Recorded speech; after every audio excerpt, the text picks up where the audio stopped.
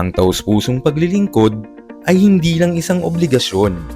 Ito ay ang pag-unawa sa pinagdadaanan ng ating mga miyembro at ang pagtitiyak na hindi sila nag-iisa sa panahon ng pangangailangan. May lumapit sa aking watcher, tapos gulong-gulo siya kung ano po yung kailangan niyang gawin para makagamit sila ng PhilHealth. So naawa naman ako kasi parang wala talaga siyang alam kung anong gagawin niya, kung ano sasabihin niya dun sa social worker. So sabi ko, ma'am, ako na lang po yung tatawag.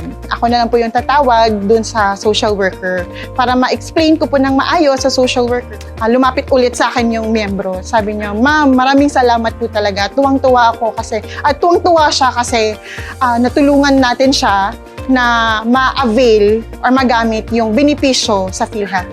Kumukuha ako ng lakas sa mga taong nangangailangan ng serbisyo ng isang PCares.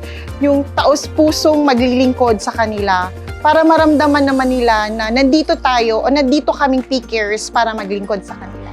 Dahil ang taus-pusong paglilingkod ay hindi lang isang gampanin. Ito ang paraan ng ating pagkalinga sa bawat Pilipino.